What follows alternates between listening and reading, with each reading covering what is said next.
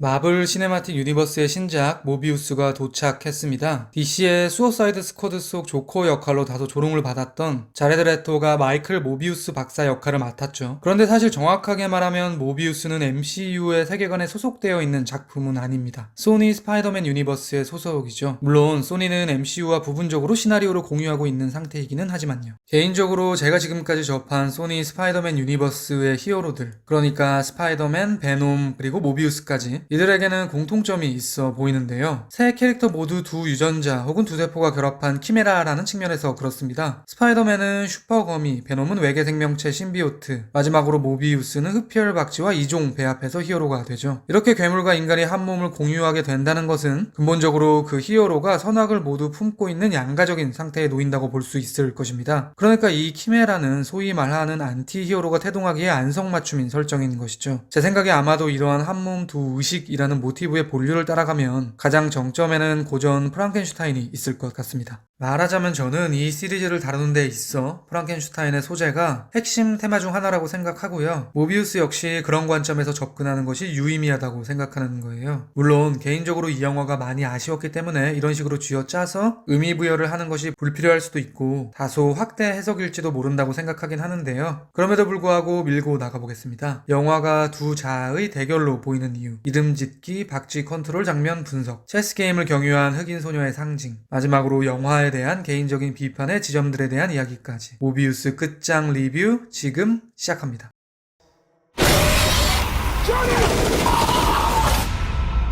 What did you do to yourself, Doctor? I wish I knew.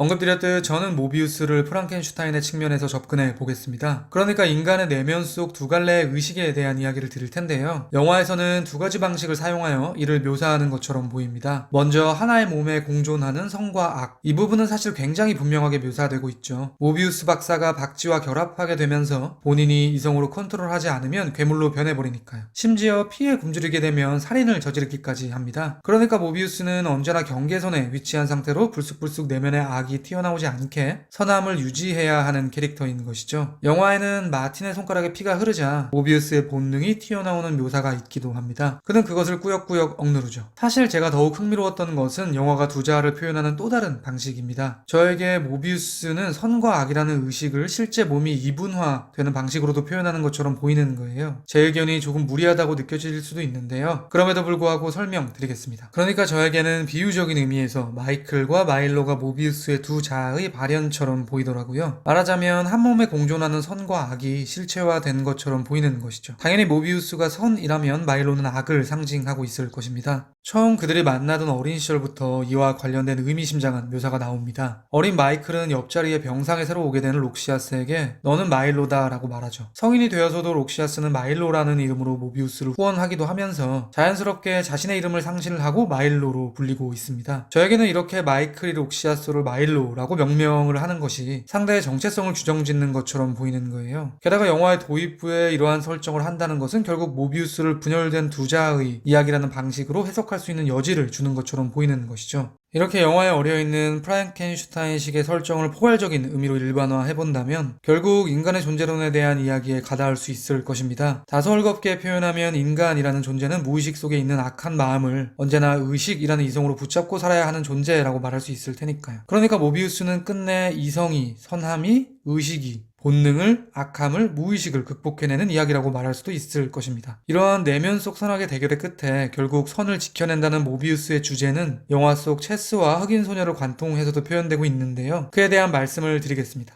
영화에는 모비우스와 친밀하게 유대하고 있는 흑인 소녀 환자가 나옵니다. 그녀도 모비우스만큼이나 굉장히 비상한 아이인 것으로 넌지시 묘사가 되고 있죠. 마틴이 이렇게 이야기를 하니까요. 너도 이제 체스에서 지는 기분을 느껴봐. 저에게는 이 소녀가 모비우스의 어린 시절과 겹쳐 보이는 거예요. 무엇보다 모비우스 박사 역시 25년 전 어린 마이클로 처음 등장하는 장면에서 흑인 소녀와 마찬가지로 홀로 체스를 두고 있었습니다. 이러한 관점에서 모비우스를 흑인 소녀가 등장하는 순간에 집중해서 다시 보면 그 장면들이 꽤 의미심장하다는 것을 알 수 있는데요. 특히 두 장면 정도가 그렇습니다. 먼저 박쥐와 인간의 세포 결합이 처음으로 성공하는 순간, 죽은 줄 알았던 실험용 생쥐가 다시 살아나죠. 그런데 이 장면을 모비우스가 목격하는 순간은 사경을 헤매는 소녀에게 프로포폴을 주사해서 치료를 해주는 순간입니다. 또한 오랜 시간 같이 일하던 동료 간호사가 살해되는 순간에도 흑인 소녀가 등장합니다. 간호사는 마일로에게 살해를 당하게 되는데요. 그 바로 다음에 묘사되는 장면은 모비우스가 흑인 소녀의 침상 옆에서 깨어나는 장면입니다. 이 지점에서 잠시 앞서 언급드렸던 것처럼 모비우스의 어린 시절과 흑인 소녀를 하나로 겹쳐 보겠습니다. 어린 시절이라 함은 가장 순수함에 가까운 상태일 것입니다. 즉 모비우스가 흑인 소녀와 결부되는 장면들은 결국 그가 가장 선한 상태를 지향하고 있다는 영화의 비유처럼 보이는 것이죠. 그러니까 세포 융합 성공의 순간은 달리 말하면 내면의 악이 극단적으로 발현하게 되는 신호탄이 될 것이고, 간호사 살해의 순간은 내면의 악함이 본격적으로 인간의 피를 탐하기 시작하는 순간일 텐데요. 이때마다 악함에 잠식당하지 않으려는 모비우스의 의지를 혹은 그의 무의식을 그가 가장 순수했던 어린 시절이 투영된 흑인 소녀의 곁에 머무르는 방식으로 표현하고 있는 것이죠. 말하자면 모비우스는 선악의 딜레마 속에서 지속적으로 선함의 방향으로 자신을 이끌어가는 한 인간의 고난에 대한 이야기이기도 한 것입니다.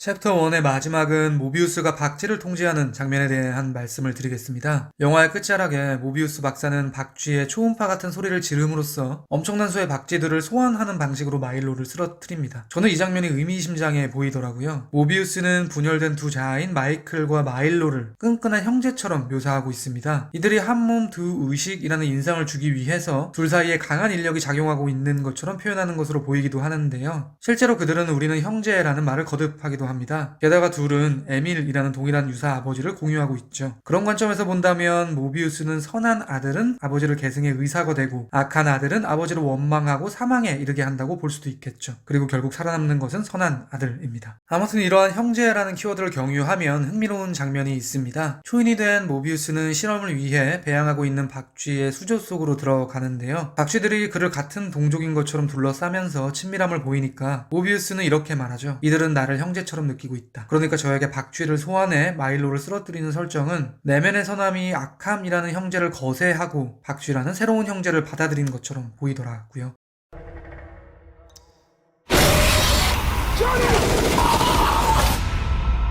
What did you do to yourself, Doctor? I wish I knew.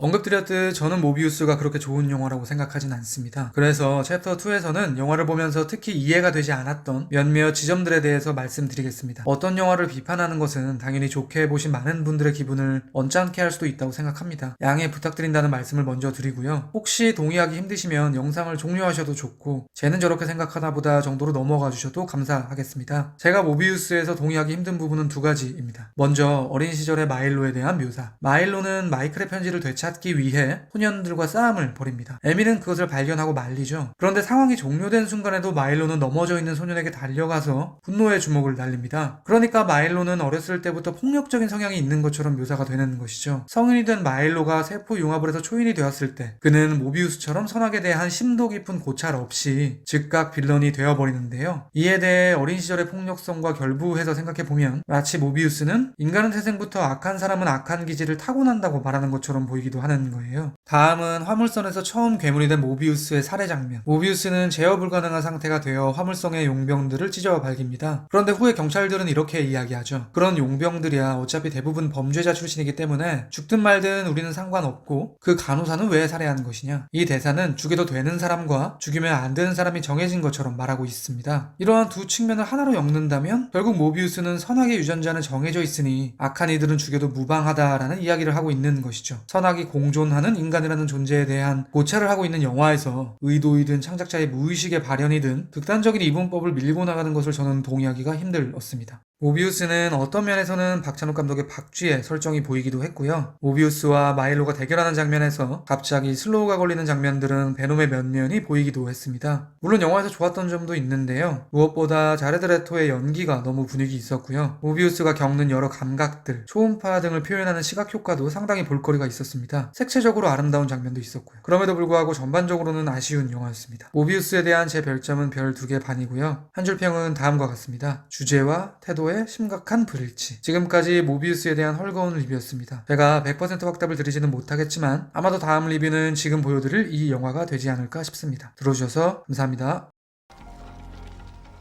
何も変わってねえな。ええ、もう国民に向けて発表します。これはですね、もうというのは縦札ということだね。